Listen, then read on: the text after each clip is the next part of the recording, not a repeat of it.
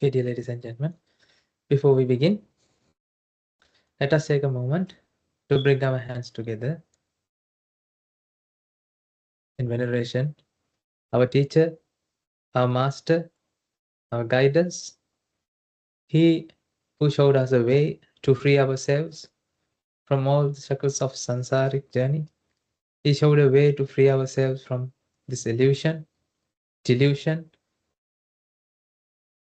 He is the fountain of loving kindness and compassion. He is the master, unfathomable teacher. Let us bring, reminding ourselves the nobleness of our teacher. Let's bring our palms together in veneration, the Supreme Buddha. Namo tassa bhagavato arahato samma sambuddhassa. Namo tassa bhagavato arahato samma sambuddhassa. Namo tassa bhagavato arahato samma sambuddhassa.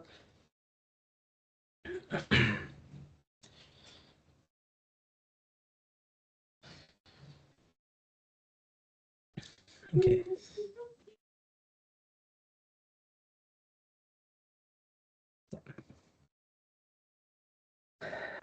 Okay, ladies and gentlemen.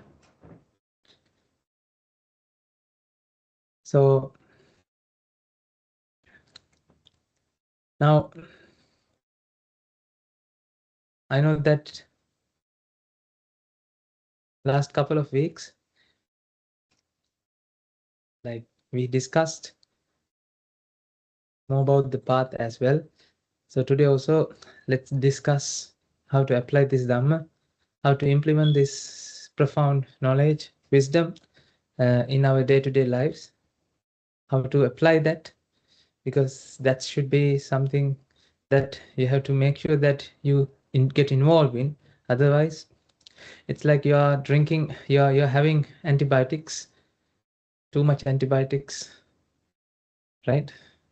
Your bacteria get used to those antibiotics, and otherwise then you'll be immune. Your bacteria will be will develop an immune to the Dhamma. So I don't want that to happen. I want you to reflect and apply the Dhamma that we discuss. And I want you to mourn and apply the Dhamma. That's what we discussed like week before last week. I want you to mourn. I want you to suffer. I want you to experience the pressure, the mental pressure in your day-to-day lives. So that's why, ladies and gentlemen, this is where the Buddha has asked us to observe precepts. So I think you have heard about precepts, 10 precepts, 5 precepts. The Buddhist people, they observe these 5 precepts day-to-day life, in their day-to-day lives. Those 5 precepts and 10 precepts, 8 precepts. These are something like we have to observe and we have to protect during our day-to-day lives. It's not to protect those precepts. The merit is not protecting those precepts, ladies and gentlemen. The merit is observing precepts, right? Actually help us to practice the path. Observing precepts actually helps us to practice the path. How does that happen? How that can happen? It's because when you observe the precepts, now you are putting some like blocks, some hindrance, some blocks to your day-to-day activities. If you want, like, let's say, if you observe 8 precepts or 10 precepts, in those 10 precepts, we have 𝗗𝗃𝗏𝗵𝗺 𝗵𝐴. That means I'm refraining from listening to music, watching movies, what else? Dancing, and playing music, singing songs, listening to songs, singing songs. and get involved with all these beauty, what you call, makeups, and to do some, that ladies especially, they do that. So you refrain from those things. So ladies and gentlemen, that doesn't mean that when you have dry skin, you shouldn't apply what you call moisturizer. So that doesn't mean that. So if you have dry skin, and if you're going to going outside, you should apply cream. Otherwise, you will get sick. So this is not about that, but to make you beautiful, to make you handsome, make you more pleasant to others, to maintain yourself in front of others. So these are the activities, these are the things that people usually do. You're worried about your skin tone, whether you look beautiful or whether you look ugly. So these things, actually, ladies and gentlemen, these things are there to always, like, these actions. When you block these actions, ladies and gentlemen, now that's where the pressure builds up. The problem is not with this action. The intention behind this action always develop pressure within you.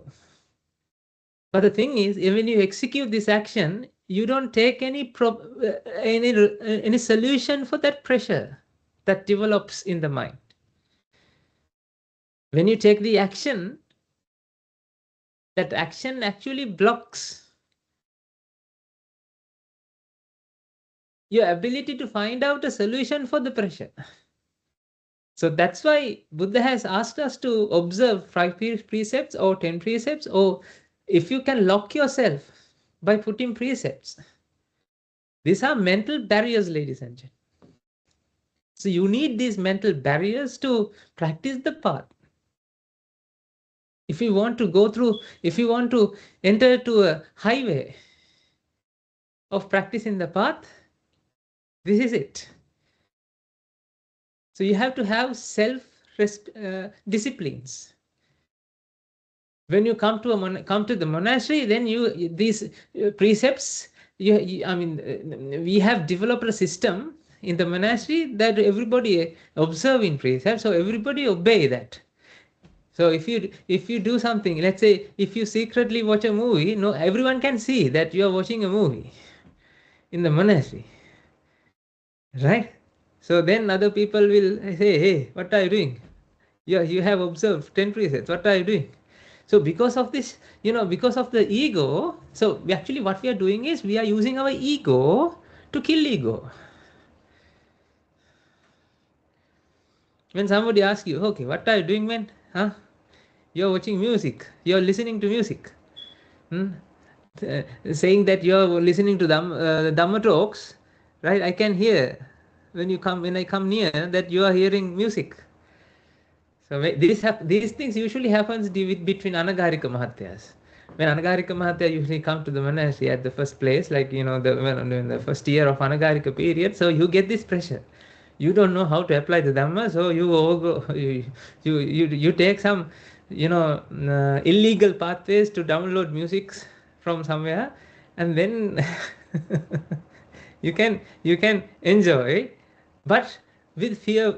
You know that now, you feel the guiltiness that you are eating someone's donations, and you are promising to practice the path, and instead of practicing the path, instead what you are doing is now eating and drinking what serves for the Buddha, and what you are doing is against the Buddha.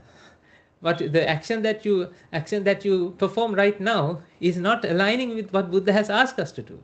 So that guilty feeling, I love that guilty feeling. I don't know whether you love it, you hate it, but I love it. That's where we block ourselves, ladies and gentlemen. You don't come to the monastery because of that guilty feelings, that you might feel that guilty feelings, right? You don't get to the you don't like to get to become a monk because of this guilty feeling. You won't be able to perform that, you won't be able to protect 10 precepts. How can you do that? Now, ladies and gentlemen, if you take this risk, this is where you can win it. You have to take this risk. Enlightenment is not something that it happens within your mind as a gift. It always has a what you call a like investment, some commitment. You have to take that risk. You have to take that risk to practice the path. So that's where that's the point, that you need to observe precepts, that you need to make sure that you have protect yourself by going through the pressure release pathway. For example, so what I mentioned here, to get, we all know ignorance leads to attachment, that leads to mental pressure.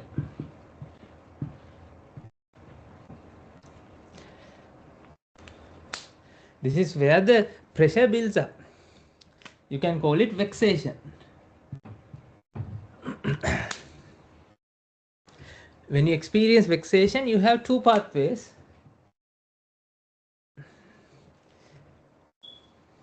What are they? You can release, you can tolerate. But these two pathways are actually not the answer for this. Release the pressure, release the vexation, or tolerate the vexation is not a solution for vexation. Can you understand? According to this, you can see, release the vexation.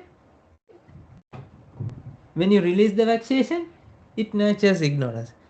When you tolerate the vexation, it also nurtures ignorance.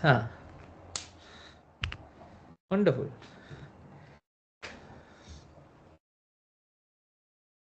Now you can't get rid of this. Now this is a vicious cycle. When you release when you tolerate, you say, I can tolerate it. See, you can tolerate it. That means, ladies and gentlemen, you nurture ignorance again. You feel that you are doing things. You are the person who controls this world. You can control your mind, which is a fallacy, but you don't feel it. Because you feel, I am the control of my mind. When you tolerate.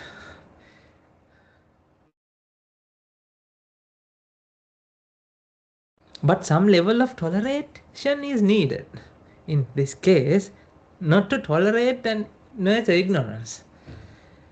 If you take this pathway, release, yes, that's the wonderful pathway that you have like practiced since you were born or since you came to this samsaric cycle. Release. But the thing is, if these are the actions that you have been, if these are the actions that you take, this actually leads to ignorance. Again, it nurtures ignorance. Then pressure happens. Again, nurture ignorance. Pressure happens. So this is something like ignorance and attachment are this loving mother and father. Mother support the father, father support the mother. Attachment creates the environment to nurture ignorance. Ignorance creates the attachment. See, attachment creates the environment to nurture ignorance. Attachment creates the environment to nourish ignorance. And ignorance creates the attachment.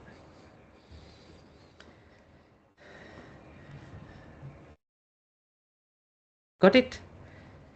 So in order to practice, what we have to practice is, when you feel pressure, you have to stop and hold, and you have to allow to build pressure by tolerating up to some level. And then you have to go back and inspect, what is this case? This is the difference between lay people, lay attitude, and the monastic attitude. In the monastic attitude, you go back and search. Lay attitude, you execute some action, and then you nurture ignorance. This is the difference between monastic life and the lay life.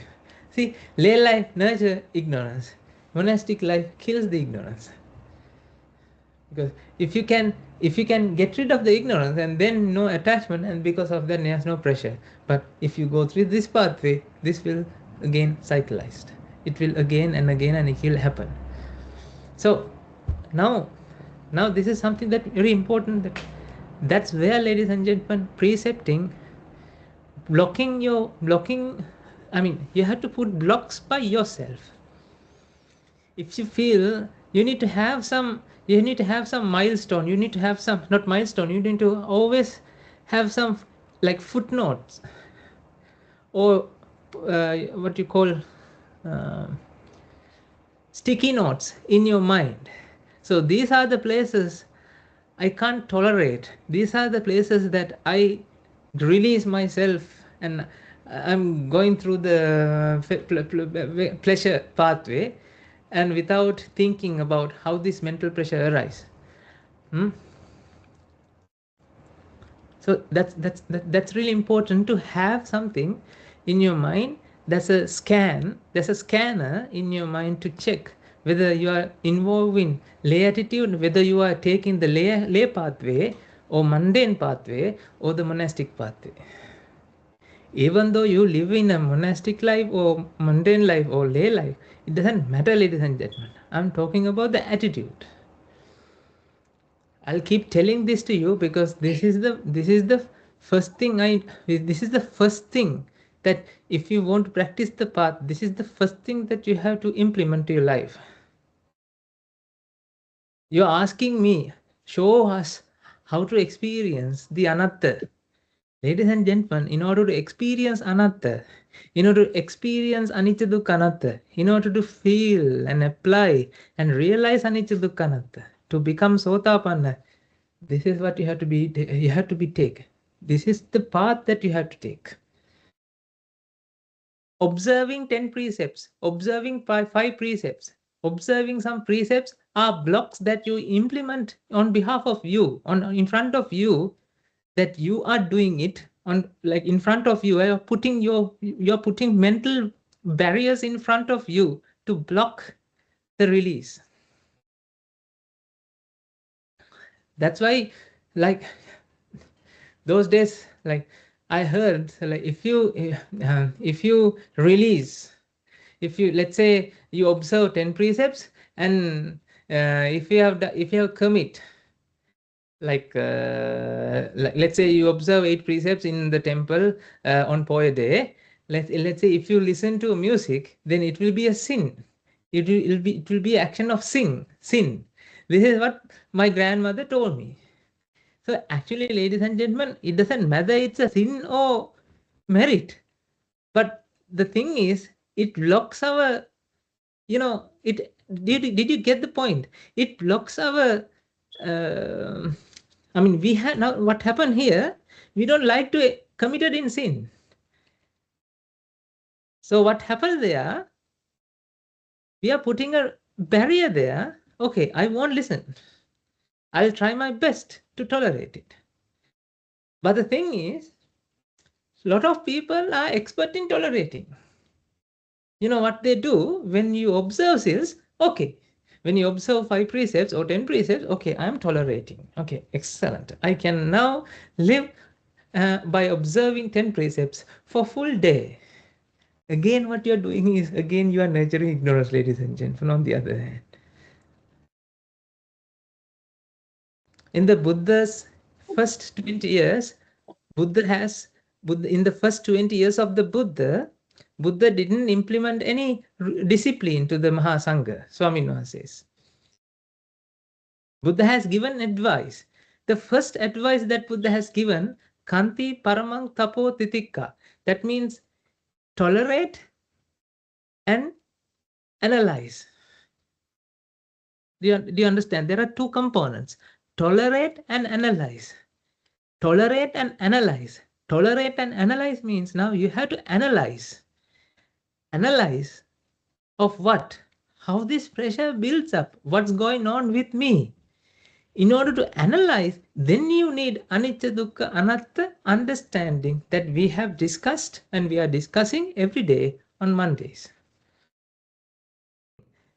When you reverse the flow means, so what actually happens there?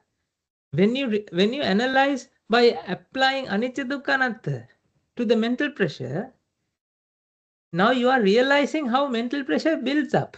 Now you are realizing about mental pressure is not a fixed entity.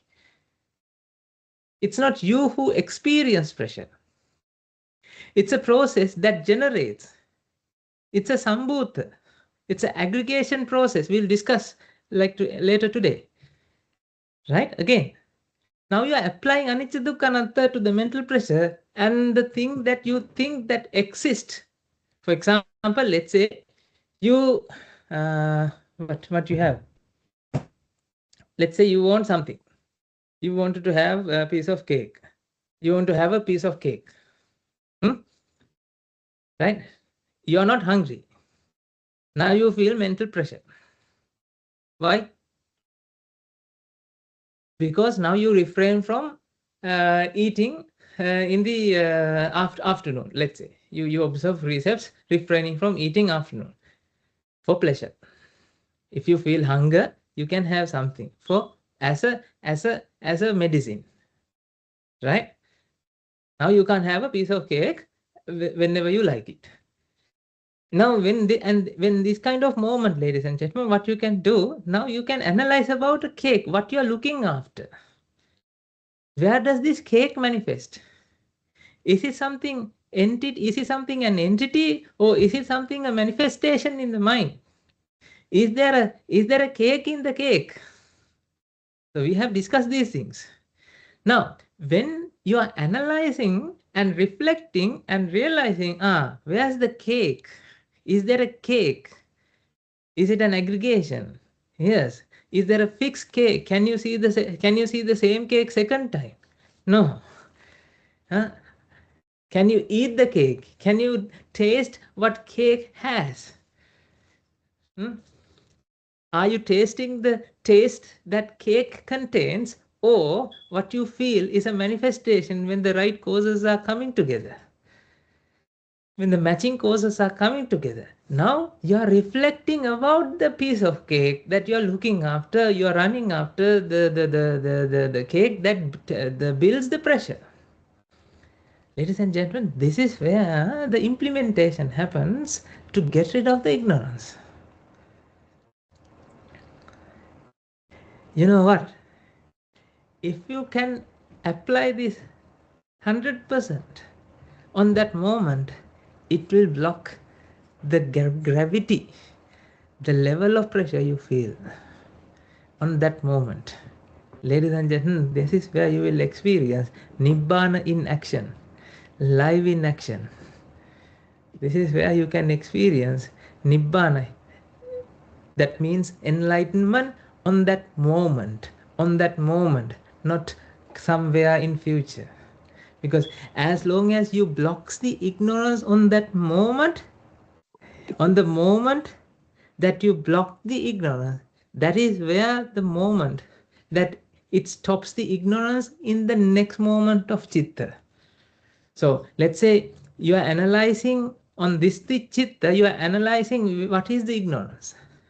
Let's say you get rid of the ignorance in this chitta, that actually affect to the next chitta. As a result of that, next chitta will be less ignorance or less pressure. So this is where you will experience, I have a solution for this rather than going through this way. That also again kill ignorance. That, you know what, ladies and gentlemen, shall I tell you a secret? When you feel pressure,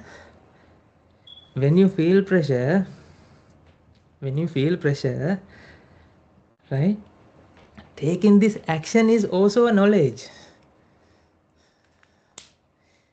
When you feel gravity, when you feel pressure, taking this action, executing some abhisankara or releasing the pressure is a solution. That is also ignorance. You have an understanding when you feel pressure, only solution is take the, okay, apply that to cake. When you feel, I think I want to have a chocolate cake. Go and have a cake. That's it. I'm really happy that now you're not asking what is 𝗑𝗃 𝗬𝗃. Now you have the solution. Now you have the problem. How to apply this? I need you to come to that place. This is where you can win this game, ladies and gentlemen. Okay, now again, when you have a always don't take complex problems. Try to apply this, right? Using what we can say like isolated, very smaller problems. Smaller problems means that you can tolerate, you can apply easily. Let's say, I mean, you can train yourself by applying to a smaller problems, so smaller pressures that you can feel. Don't try to apply to your children. Don't try to apply to whatever that the big incidents. What you can do, ladies and gentlemen, you can apply to your day-to-day smaller problems. Okay, let's say you are now with a group of people, you feel uncomfortable, you've been ignored, right? And they talk to each other, and you don't feel that you recognize them, they recognize you, and you don't feel you feel that you are lost, right? You are ignored. Now, ladies and gentlemen, this kind of situation, this is wonderful. Now, what happened in this kind of situation? Pressure start to manifest. On this kind of situation, what you do? In this kind of situation, usually what you do, you start talking about something that everybody can accept or everybody can get involved. So that means also you have the now say, you have a say, you have the recognition. Now they recognize you, okay, they acknowledge you. Or let's say they are talking about some topic, even you don't know anything, you are giving, let's say, you are coming up something that even that you can rely, you can talk with them, right? You can you accept their ideas, not because that they are correct, but because to make sure that they acknowledge you, that you are staying there, you are not ignored. And let's say you said something and they ignore you. In that kind of situation, you feel pressure. So because of the politeness, what you do, you tolerate, right? After you come home, you release that pressure. Scolding them in your toilet, right? See, like when you go to toilet, right? In the bathroom, what happens? All this thinking starts, right?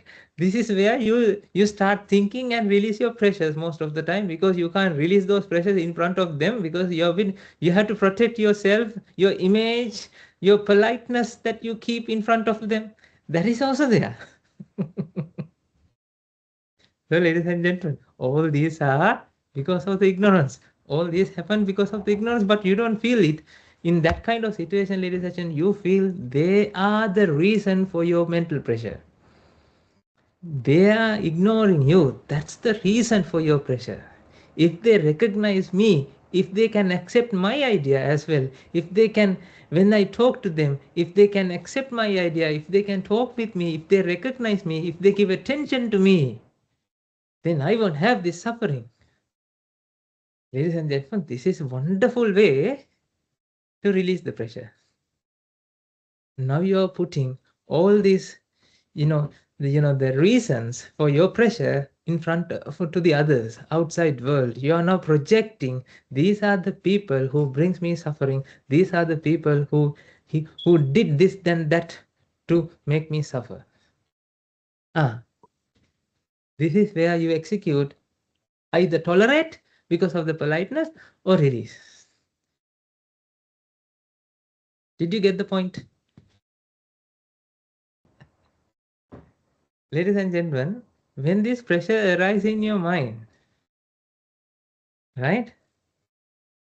First thing, actually, you have to always reflect about you. The first thing you have to do, pressure arises not because of anything that happens in the outside world. You have learned this. The first lesson that you learn when you come to the Buddha is ignorance and attachment leads to the mental pressure. This is also, this is also wisdom, ladies and gentlemen.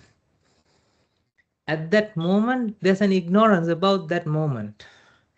At that moment, there's an ignorance in your mind. That's why you experience pressure, not because of outside people.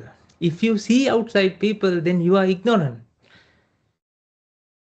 If you can see outside someone, if you can see people, different people talking to you, that means if you can experience solidness, if you can experience entitification, that means people personify. There are people exist in the outside world.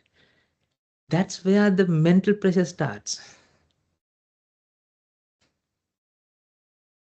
Now your mind is going beyond the sense of experience. Like mind has a job. Mind's job is to experience. Now mind is not experience. Mind is now creating objects and subjects. Right at this moment, ladies and gentlemen, because of the ignorance, now mind is creating objects and subjects. Mind feels there's an entity in me that I am talking to them. I am the person who interact with these people. But that's an illusion. That's only a sense. The thing is, ladies and gentlemen, sense can't realize it's a sense. Sense doesn't know it's a sense. That's where the pressure starts. You have a feeling fixed world is outside. There's a fixed world. There's a world, fixed world. Now, ladies and gentlemen, now please be mindful. You won't be able to apply all these things at first, right? I'm telling you, and don't memorize this. Okay, this is where I should start. Apply. Outside world is not there, inside world is not there. So you listen to this again and again and again, and you record and you write down. And when you come to this kind of situation, now you start to apply by taking the notebook. Okay, I have a prescription for this kind of situation. Okay, what? Okay, ignorance and attachment leads to mental pressure. Okay, ignorance and attachment leads to mental pressure. This is not something like that. Please be mindful like that. You won't apply in this way.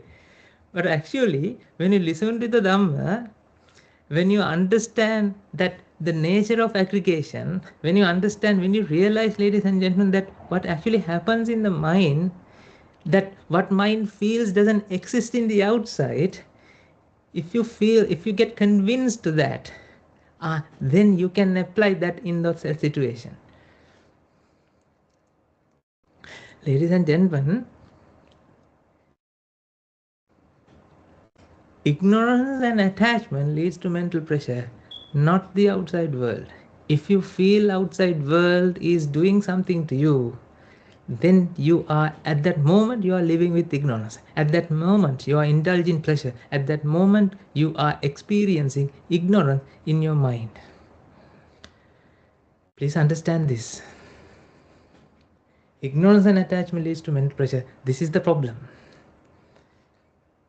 Initially, what you have to do is, without pointing finger towards the outside, you have to accept there's a problem within you.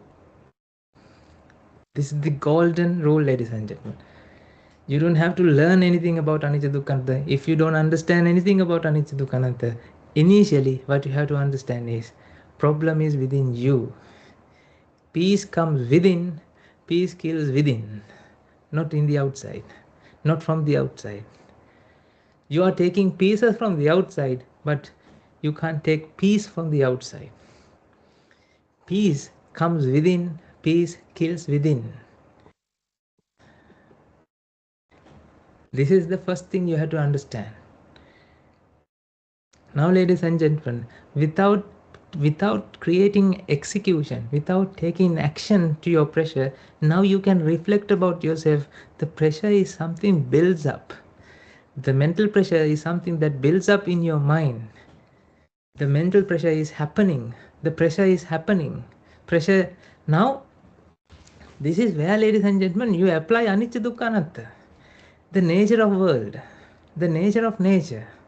This is where you apply about what you experience. Like you apply the Dhamma to what you experience. In this way, this is the place that you can actually think about, you can reflect about how do you feel things. This is what exactly I did, right? And I'm doing. How do you feel this pressure? And how do you feel about other people? You can see there's a person. Is there a person, or this is color that manifests in the mind? You know, ladies and gentlemen, in your day-to-day life, when you open your eyes, right now, you have opened your eyes and you can see colors, isn't it? Can you see colors? Of course, you can see colors. Otherwise, you won't be able to recognize Swamin Wahanse. You can see colors. Do you agree with that? Yes, you can see colors. Now tell me, where does the color manifest? Ladies and gentlemen, color is not something that exists in the outside. You know it. You have reflected. Now we have to apply that Dhamma to what you experience right now. In that kind of situation, if you can see other people, how do you know that there's a person in the outside in that kind of form? Is there a person, or is there a process that generates color in your mind? That color leads to the perception of a person. Right now you feel Swamin Wahanse. You experience Swamin Wahanse. You can listen to Swamin Wahanse. You are looking at Swamin Wahanse. No, you are not looking at Swamin Wahanse. What actually happens there, color manifests in the mind, and that the color, then the perception happens to recognize. It creates a story out of that color. You know, recognition is making a story. Recognition is making a story. Shall I erase this and go ahead? I'm telling about how to apply the Dhamma, right? Okay? The second phase. B. Monastic path.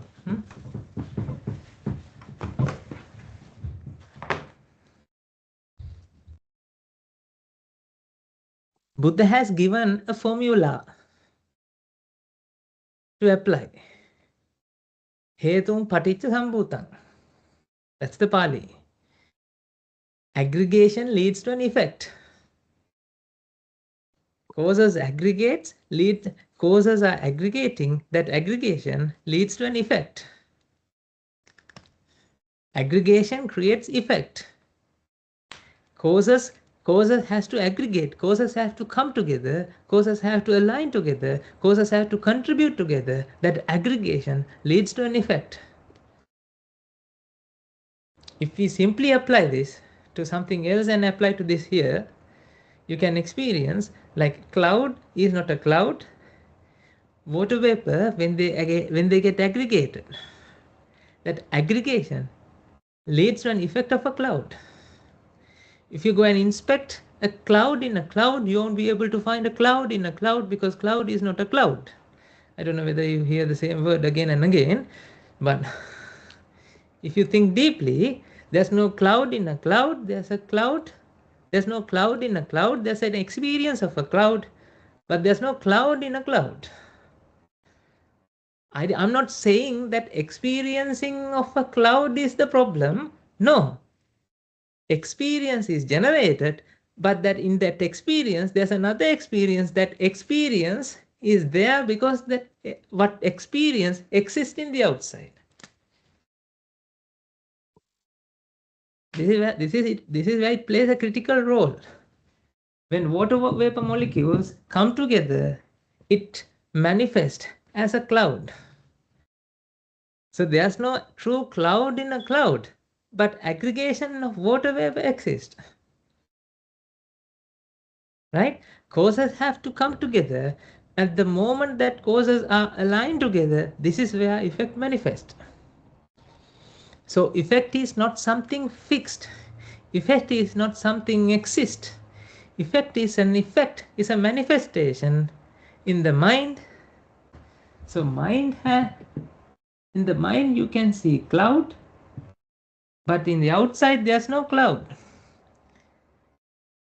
But in order to generate an experience of a cloud, there's a process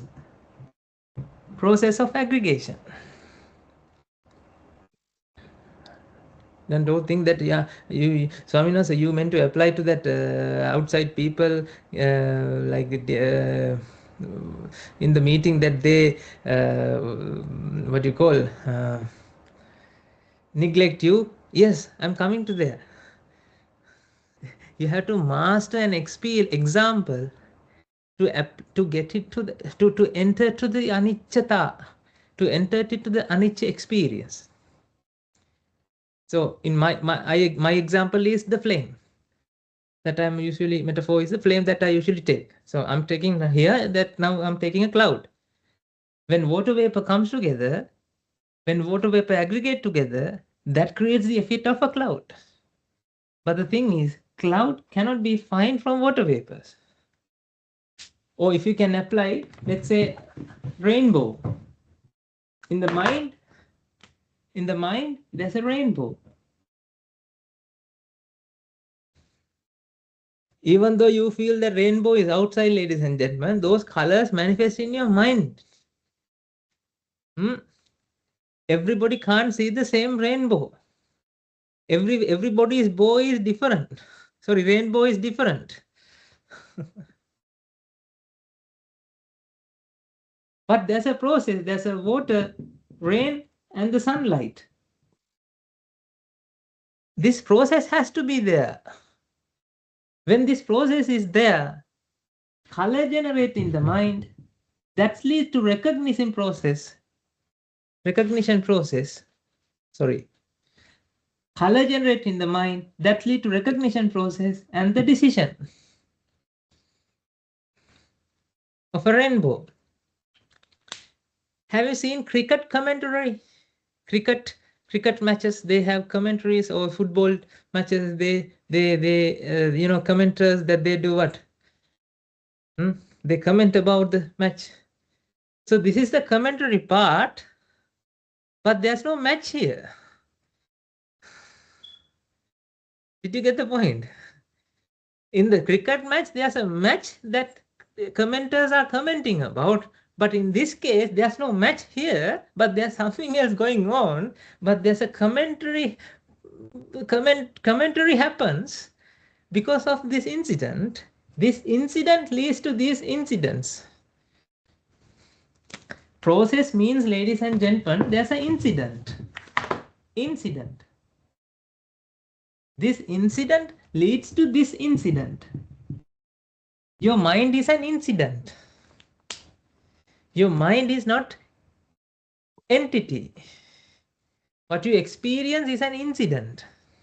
You're not experiencing incident. I'm talking about experience is an incident. Did you get the point? When this incident happens, this incident happens. When the water vapor, oxygen, wax molecules, heat react together, that generates the incident of perception. In the perception you have colors, in the perception you have recognition. This is something very important you have to understand, ladies and gentlemen. The values in the recognition process, you are giving all this data to recognize. In the recognition process, you are taking all the memories and recognizing the process. In the recognition process, you are the one who explain that with some ideas.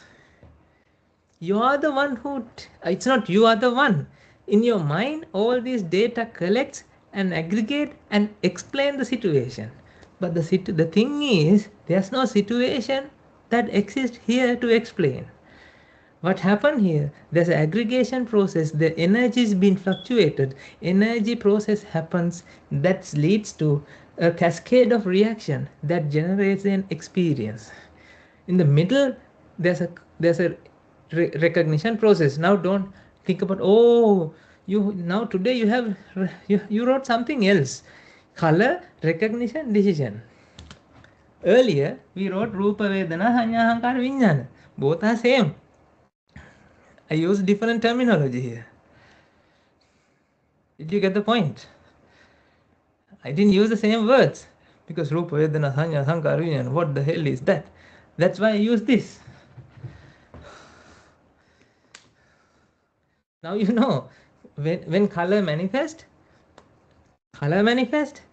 and then recognition components manifest, like you are thinking about. When you do thinking about what you see, you are right now you see colors, that you are doing a thinking process. That's where the memory comes to the thinking process and generates the decision.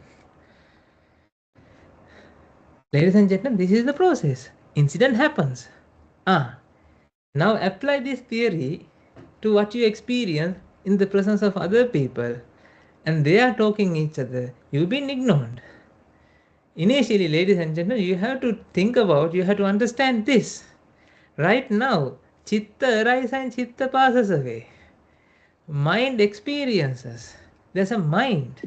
Mind is not experiencing an outside world. There's an experience has been generated. That experience is a manifestation. That manifestation doesn't exist in the causes. There's sunlight, there's material, there's chitta arises in that bodies as well. I know that, you know that. But the thing is there a person there that you talk with? Or right now, the process that happens, this is something like rain and the light. Rainbow manifest. People manifest in the mind. Rainbow manifest, sorry, the light and the whatever the energy driven process exists, happens in the outside. Now when you reflect about this, ladies and gentlemen, you lose the trust about your experience. You lose not the trust, because you believe 100% what you experience exists in the outside. You have an idea, you have a strong ignorance. That's like that ignorance is to the maximum, ladies and gentlemen. In that is the most powerful ignorance in your mind. That is, you trust your experience, thinking that experience is there because truly that entity exists in the outside. You see a pen because there's a pen. This is what you say. Ladies and gentlemen, this is how you feel. I am showing a pen. Swamin Wahanse is showing a pen because there's a pen with the Swamin Wahanse. And then you ask, if there's no pen, Swamin Wahanse, how can you write? Yes, you're asking that question because how do you know that I wrote?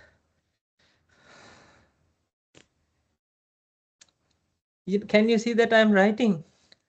How do you know that I wrote? Ladies and gentlemen, that is also manifestation. You know, ladies and gentlemen, ignorance has created this world to nurture ignorance. This is a wonderful trap to trap. This is a perfect trap. When you trapped in, no one experiences that there's a trap. It's a trap. When I say there's no pen here, Swami knows, how can you say that? Because you are even touching it. See, I can also touch the pen. Ladies and gentlemen, touch is also a sense that generates in the mind. Sensing business is not something that actually explains what exists in the outside, but outside incidents are generating sensing business. This is what you have to understand. That's what Buddha has explained as, ladies and gentlemen, paccupannai, pratyen janitavu. That means causes, the effect are emergent effect. Effects are not there. Effects are not fixed. Effects are emerging effects. Emerging effects are not something exist. They are emerging on the moment where the causes aligns. This is the ultimate, this is the theory of everything. This is the theory of everything. When the causes align, effect manifest.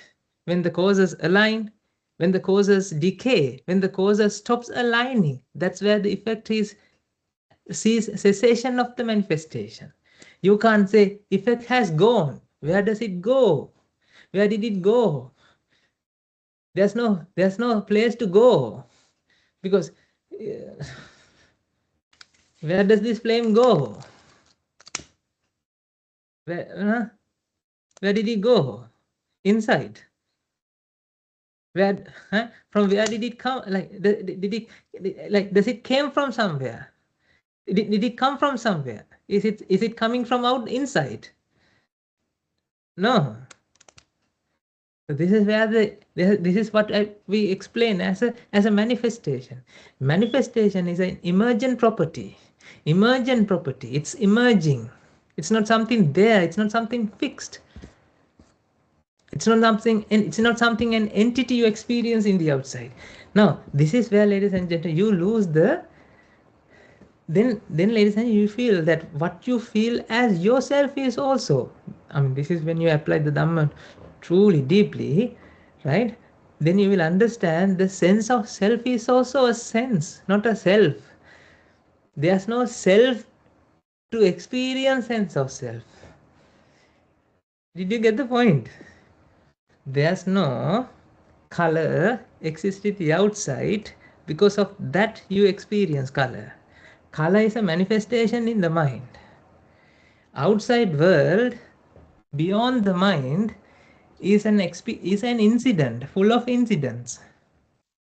These incidents, energy fluctuations, excitations of energy, fluctuations of energy, aggregation of energy, vibrational energy leads to vibrational energy in the mind. I can't say in the mind, that is what we call mind. These are also incidents. Ladies and gentlemen, color is not a thing. Color is also incident. Decision is also an incident. Recognition also incident. This world is full of incidents. Incidents leads to incidents, leads to incidents, leads to incidents. But the thing is, this incident is isolated incident from this incident. This incident is isolated incident from this incident. But when color manifests, this provides the environment to the next incident. For example, when color manifests, now that mind base is now because of the color, now there's another process starts to aggregate knowledge, aggregate memories that meshes with the color. That's not something linked to the color manifestation. It's a second manifestation process. It's isolated. For example, if you don't understand this, you can think about here. Okay, let's take the flame, then it will be easy. One oxygen molecule, one wax molecule, and one heat unit react together, that generates the flame. Color means it's a flame.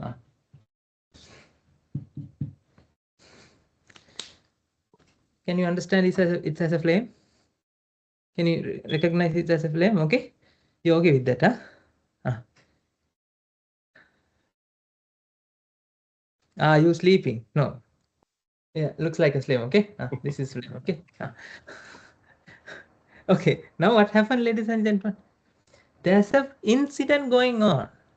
This incident generates array of incidents of light.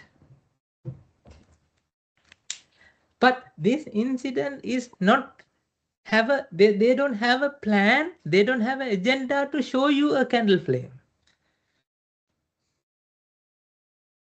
Do you think oxygen and wax molecules are coming together and they discuss, okay, let's show them a flame, let's react together and generate a flame in their mind? Do you think that they have a arranged agreement between them? There's no agenda. There's no agenda in here. These things are just react together. These are just incident. This incident doesn't have an agenda to generate a flame there. Did you get the point? Now think about this incident is an isolated, separated incident apart from this incident. But the thing is, when you experience a flame, you have a feeling, you know what? You are watching, you are looking, you are experiencing a candle flame that exists there. It looks like candle is providing support. What you feel is like this. Candle has an agenda to show you a flame. This is very funny, ladies and gentlemen. This breaks your whole world. if you apply this Dhamma to the level of that, in that level, you won't attach to anything. You know, when you enter to a room, right? That is where it generates the experience of a room.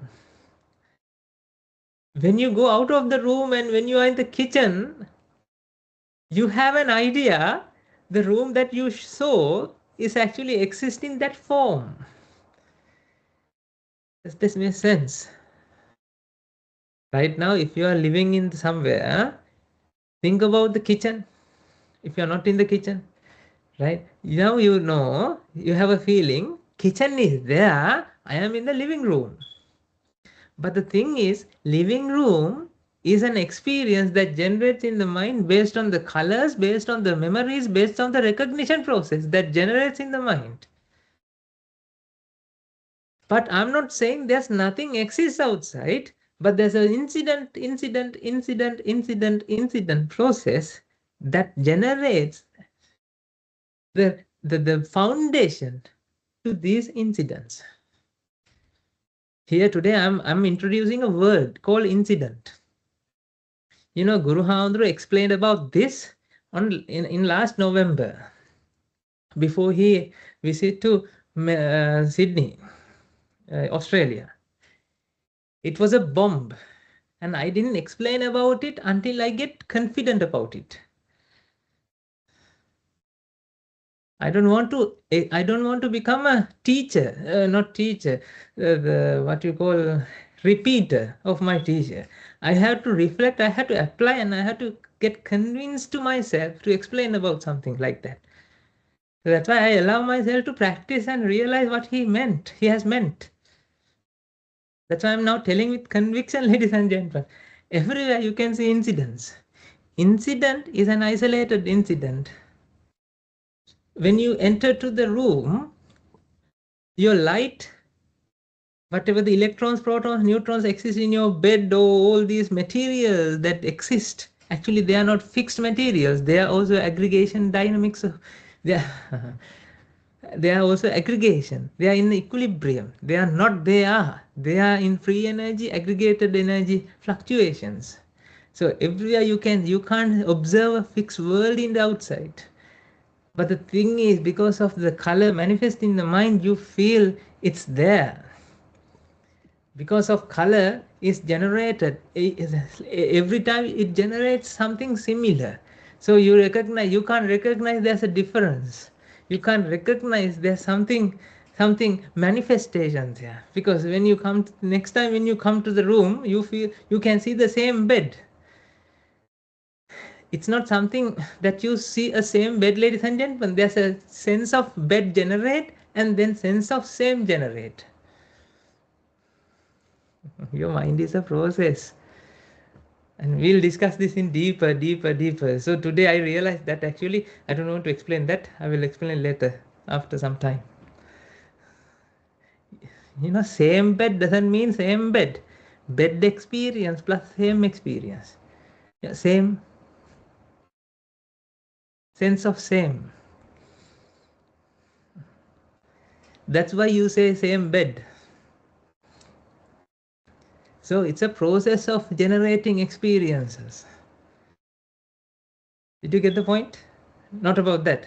Not about the same experience. I'm talking about you feel that you are living in a fixed world, but you are not living in a fixed world. You are living in that moment. In that moment, it generates the experience. Experiences I've been generating each and every moment. It's not something fixed. It's not something there. It's not something entity. Now, when you apply this, ladies and gentlemen, now this is where you kill the ignorance about the presentation. In that moment, you realize your experience is something generating. It's not something exist. It's an incident based. It's an incident that happens because of an incident. Incident leads to incidents. Incident generates incidents. Cascade of reaction. You are an incident. You are part of nature. You are not outside nature. You are nature. You are part of this reaction. This reaction leads to that reaction, leads to that reaction, leads to that reaction, leads to this reaction. So it's not you are looking at experience being generated. When you say cause and effect, you feel causes are fixed. You know, cause and effect, how do you feel? Causes. You know, causes, fixed causes. You know, causes. When I say causes, how do you feel? Causes. Effect has causes. No. Causes have to come together. Causes have to become together. Causes have to align together. Causes have to aggregate together. Causes have to align together. That aligning process is what we call incident. So when I say incident, that explanation implies it's a next level of explaining this. It's a next level. Did you get the point? Because cause and effect, that's the kindergarten. You're happy with that, right? But now we are going to the next level, advanced class. Causes can't create an effect. Causes are just causes, but causes have to come together. In the Buddha's textbooks, it's explained as 𝗗𝗃𝗁 There's a word between 𝗗𝗃 and 𝗁𝗁. 𝗁𝗁 means effect, 𝗗𝗃 means causes. There's a paticca. Paticca is hard to explain. And even effect is also hard to explain because you feel when I say effect's there. Effect is there. Effect is not there. There. Effect is not there. Right? There is also effect. Causes aggregates as manifestations. Aggregates. That's aggregates means not random aggregation, but aggregation has, you know, it's not like aggregations, but it looks like there's an agenda. Paticca means in Sinhala galapila bandina. I don't know how to explain galapila. The aggregation, the matching causes has to aggregate. I don't know how to explain this. The matching causes aggregates each together. That leads to an effect. You can say specific. You can say specific, but actually there's no specificity. It looks like specific. See. I mean, when you observe the candle flame, you feel that they have an agenda to show you a flame. You know, they have no idea whether you are seeing a flame or whether you are seeing a donkey or whether you are seeing a cattle. They have no idea at all what they does. These aggregations are like there's chaotic, no structure, there's no form. It's just aggregates leads to aggregates leads to aggregates leads to aggregate leads to. This is where you can see, you know, when you see a wave, you feel the wave is traveling. Ladies and gentlemen, there's no wave travels. Aggregation incidents. I think it's a good idea to show you that. I think I have I saw you once, I think, that video. You can see incidents everywhere, ladies and gentlemen. See. Can you see the screen with some dust and something white line? Yes. So you can see that something is moving. If you closely look, ladies and gentlemen, there's nothing moves. This aggregation, aggregation, aggregation, aggregation, aggregation, release, aggregation, release. It's a process of aggregation, aggregation, aggregation, aggregation, aggregation. There's nothing actually moves. Incidents, incidents, incidents, incidents, incidents.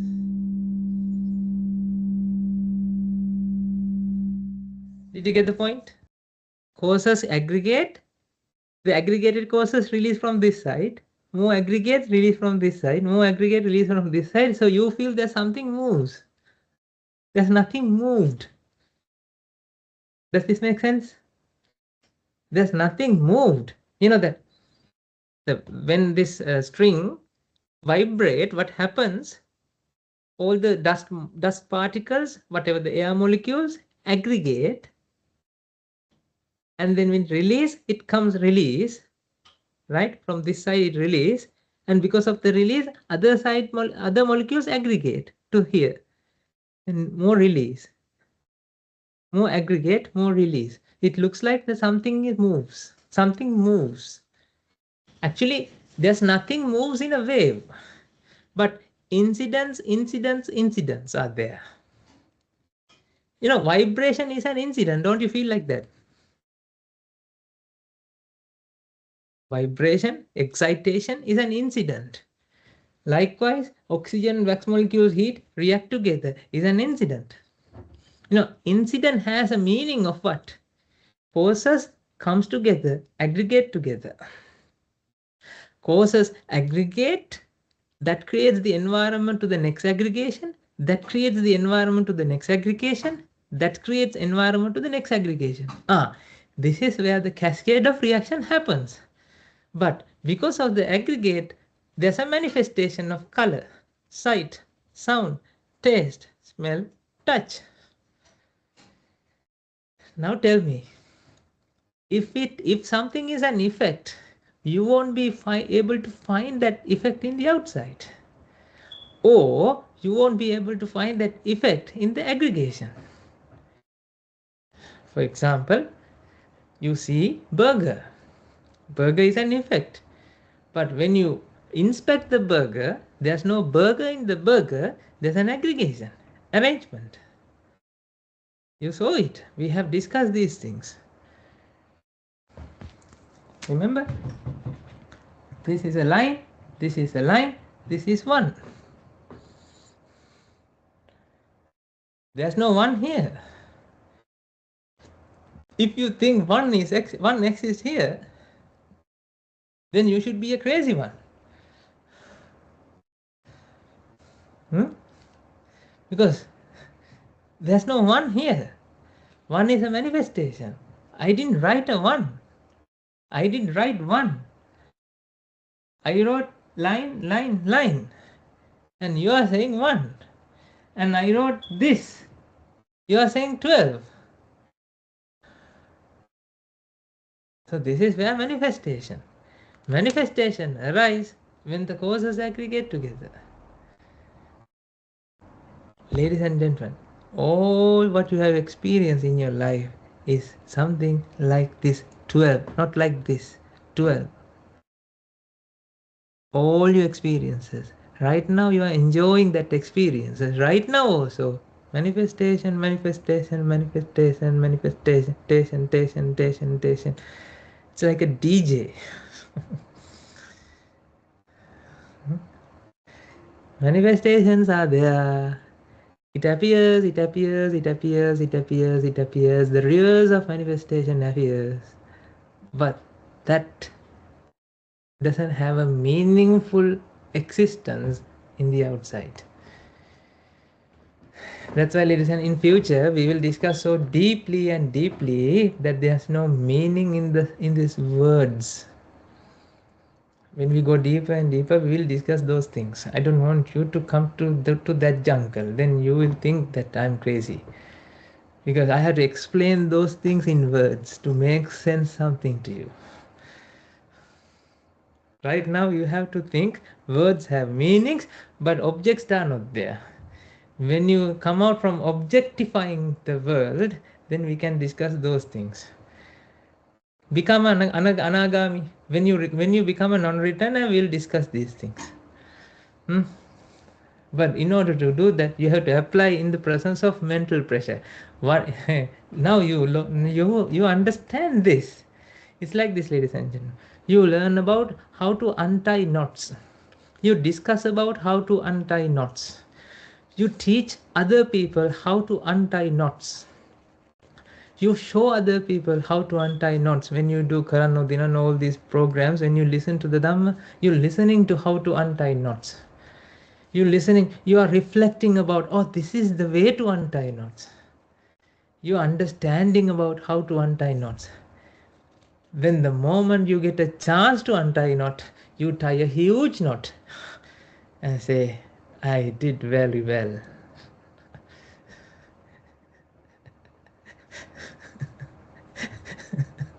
this is your life. Apply to your mental pressures, ladies and gentlemen, you will find what I'm explaining. Because this world, this nature, Mother Nature loves you.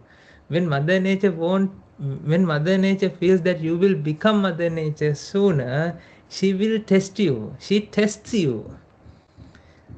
Your father tests you, ladies and gentlemen. When father tests you, you have to get ready.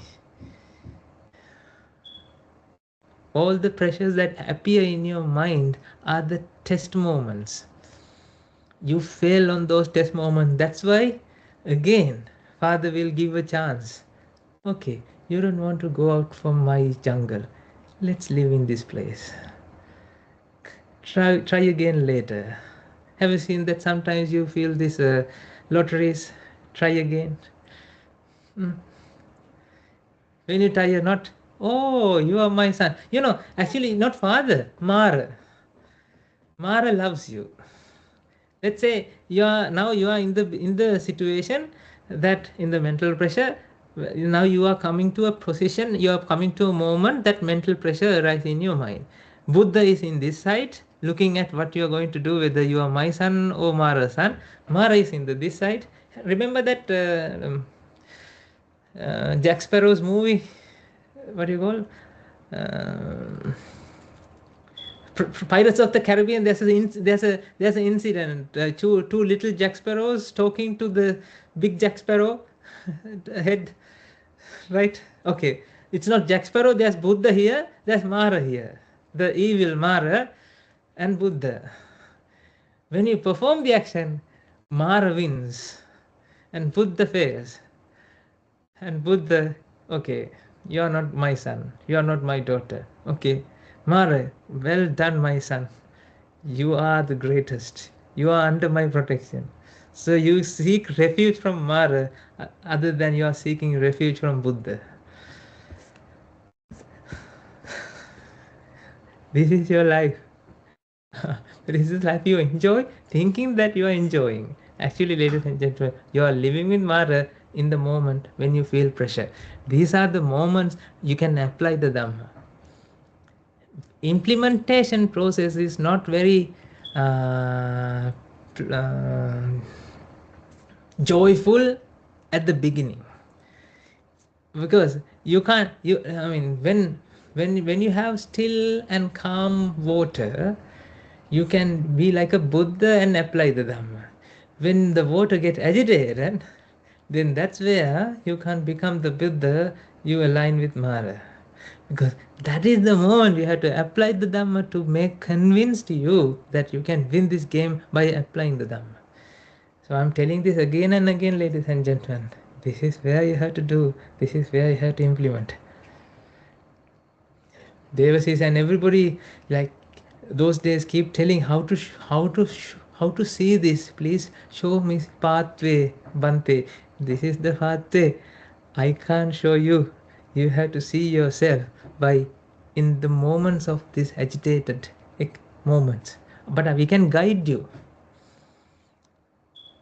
We can guide you, we can train you. You have to see the truth. You know, the experience of anatta,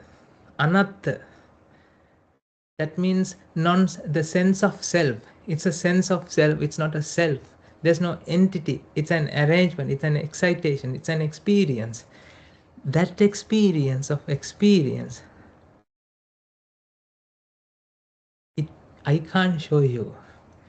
When we explain anicca, you get experience of dukkha. That means it's not entity, it's not fixed, it's not something created. When you understand the dukkha, when you understand that it's something not fixed, it's not something, it's something elusive, it's something an effect, then you understand, then there's no entity that controls this world. There's no entity living within yourself. That is something you can experience. Rather, I can show it. When you feel pressure, if you can apply the Dhamma, not something emptiness, because there's a elusive nibbana as well. Be mindful that if you feel emptiness, if you feel something nothingness, if you feel very calm, if you feel something gaps in your mind, it's not the way that I experience. I am experiencing the moment 100%. You know, when you attend Nibbana, you can taste to the level, you can taste something when you eat to the maximum. Actually, ladies and gentlemen, you can taste even that you forgot, you didn't taste before. You haven't tasted that kind of experience. Your consciousness becomes the consciousness. Your consciousness experience to the maximum. You won't feel any gaps. That's why I can't say it's wrong. I can't say it's correct, because this is how I can say what I experience. We have to apply the Dhamma, not letting go or not forget about what you experience, or not just. So, ladies and gentlemen, realization of anicca dukkha anatta has to implement here. Did you get the point? You know, practicing the path is not experiencing pleasantness. Practicing the path is getting rid of ignorance. When you get rid of ignorance, your mind becomes neutral. Actually, what you have to experience is neutralhood. We have to live with the experience. It's not you have to live. You become the, how can I say, I don't have words. You become the experience. The way to apply is to embrace the pressure and apply the Dhamma. That's the only way. Otherwise, you know that, have you heard about jhana, dhyana, meditation, jhana? You know, people, there is also something like that. You can feel the emptiness. You can feel there's nothing happens. You can feel the stillness in your mind. Don't get trapped into that, because that's an elusive way. And you like that, and then you try to catch that, then you try to be in that kind of experience, and you are wasting your life. Because die and see, you will find that you still want to live in this world. Because when you understand this, ladies and gentlemen, you lose the trust of this world. You lose the trustworthiness. Because you have a strong trust. You have a strong, how do you call it? You project a, I'm collecting words for this. Hare ko. Hare. Sar. There's a sloka. Uttishtata jagrata prapya varan nibodhata. Surasya dara nishita duratyaya. Durgam pratatya 𝗘𝗃𝗿𝗆. I can't remember the exactly last sentence. It's really hard to travel across the ocean, across the ride, across the tide. It's really hard to traverse. It's like walking on a knife.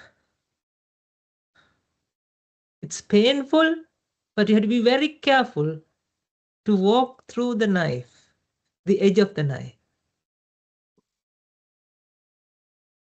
In order to do that, you have to associate extraordinary people. That means you have to follow the teacher. Otherwise, you will get cut. You can't traverse through a knife. They're nice sloka. As you said, the traveling, the following the path is very careful. Because your mind loves to do what you like to do. When I say something, you don't like to listen to the teacher. That's also a habit that you can implement. Because ladies and gentlemen, what I did for my life, I listened to teacher. What he said, I did it. When he said, no, okay, sir.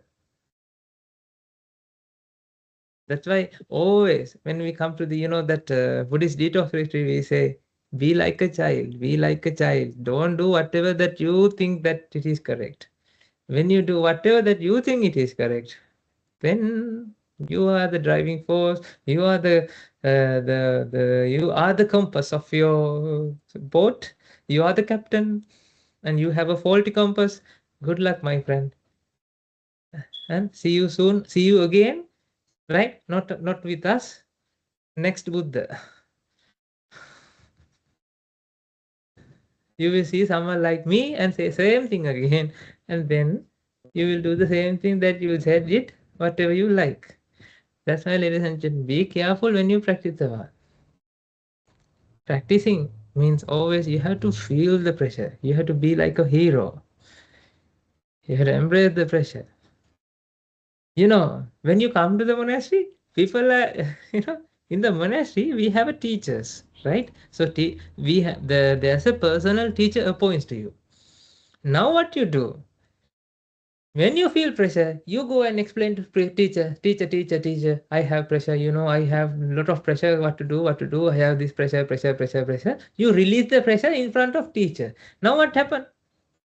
Now teacher explains how to apply Dhamma in front of this kind of pressure. You don't listen to teacher because why? Now you release the pressure, now you're okay.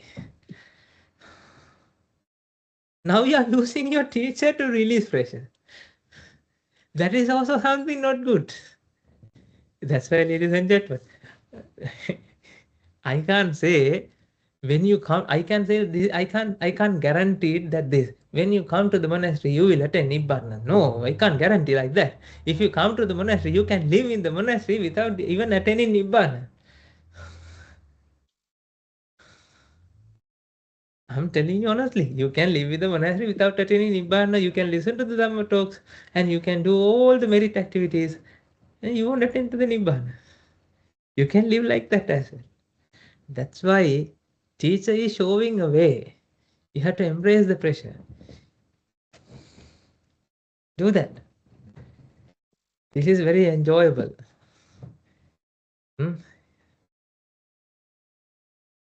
You loving the mental pressure is also something very, it's a different kind of, you're taking risk.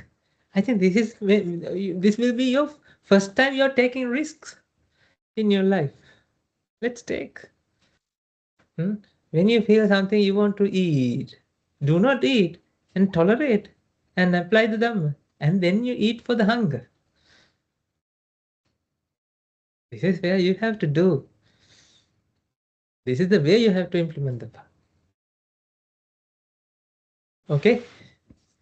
Shall we call it a day? May the blessings of the Noble Triple Gem be with you. There was an